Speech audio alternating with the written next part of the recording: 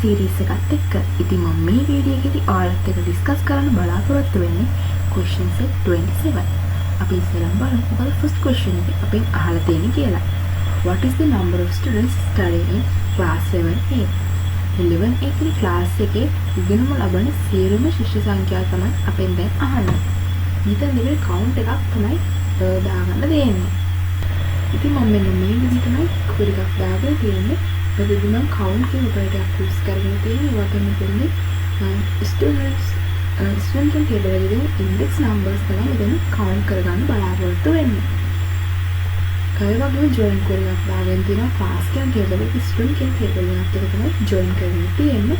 ඒ වගේම condition එකේ area condition එකේ class name එක 11A week දීලා තියෙනවා.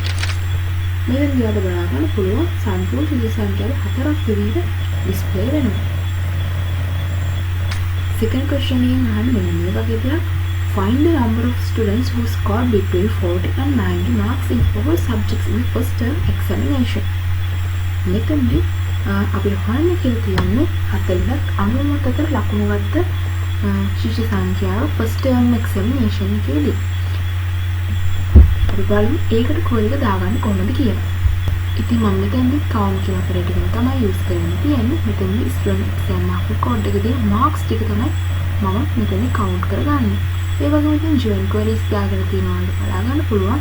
exam term කියන table එක තමයි මම දැන් join කරගෙන තියෙන student exam mark record කියන table එකත් එක්ක. එතන term name first term විදිහට ඒ වගේම මෙතන ඔයාලට පේනවා ඇති marks between කියලා 40 and 90 දීලා තියෙනවා.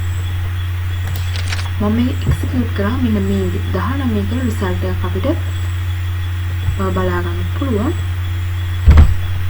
අපි බලමු ඊළඟ question එකේ අපේ අහන්නේ මොකක්ද කියලා.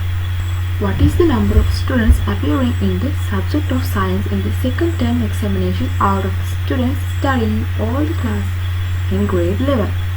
මෙතනදී අපිට හොයන්න කියලා තියෙන්නේ grade 11 වල ශිෂ්‍ය සංඛ්‍යාව science කියන subject එකට දෙවෙනි වාරයේදී පෙනී සිටින ශිෂ්‍ය සංඛ්‍යාව තමයි මෙතනදී අපිට හොයන්න කියලා තියෙන්නේ.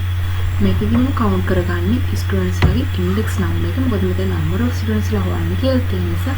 ඒ වගේම join කරගෙන තියෙන tables තමයි subject table එක, ඒ වගේම exam term table එක, where condition එකේ subject name එක science විදිහට දීලා තියෙනවා. ඒ වගේම term name එක second term විදිහට දීලා තියෙනවා.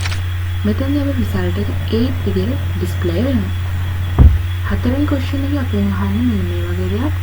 Find the following details of 11A class students who scored more than 60 marks in mathematics in second term examination. දෙවෙනි වාරයේදී ලකුණු 60ට වඩා maths වලට ගත්ත 11A පන්ති students ලා තමයි හොයන්න කියලා තියෙනවා. ඉතින් හොයනකොට එයාලා හොයන්නේ මෙන්න මේ වගේ details ටික. Admission number, first name, last name, mark ඒ වගේම ඒ examination එකේ පවතුපු දිනය පරිදි දෙන හොයන්න ඕනේ. ඉතින් ඔයාලට පේනවා ඇති index number, first name, last name, mark ඒ වගේම exam date එක හොයාගෙන තියෙනවා. ඒ වගේම join queries use කරලා තියෙනවා. ඔයාලට බලා ගන්න පුළුවන්. subject table එක, exam term, students and class කියන tables වල මම මේ විදිහට join කරලා තියෙනවා. ඒ වගේම where condition එකේදීම term name එක second term විදිහට, subject name එක mathematics විදිහට, ඒ වගේම class name එක 11. ඒ සහ මෙතන ඔයාලට බලා ගන්න පුළුවන් marks 60 වලට වඩා වැඩි students ලා තමයි මෙතනින් අපි හොයන්නේ. මම මේ execute කරාම ඔයාලට බලා ගන්න පුළුවන් 60 වලට වඩා mark එක වැඩි students ලා, ඒ වගේම එයාලගේ index numbers මේ විදිහට ඔයාලට බලා ගන්න පුළුවන් වෙනවා. අපි බලමු දැන් last question එක කරගන්න කොහොමද කියලා.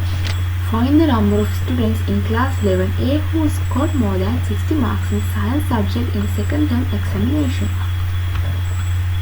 දෙවනි වාරයේදී science වලට 60ට වඩා ගත්ත 11A class එකේ students ලා සංඛ්‍යාව තමයි දැන් අපිට හොයන්න තියෙන්නේ. ඉතින් මම මේකෙදි මේ විදිහට core එක දාගෙන තියෙනවා. දැන් මේ marks 60ට වඩා වැඩි අයව අරගෙන තියෙනවා.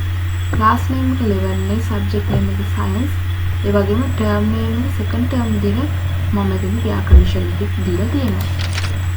ඔයාලට බලා ගන්න පුළුවන් number of students ලා 3 කියලා මෙතන display වෙනවා.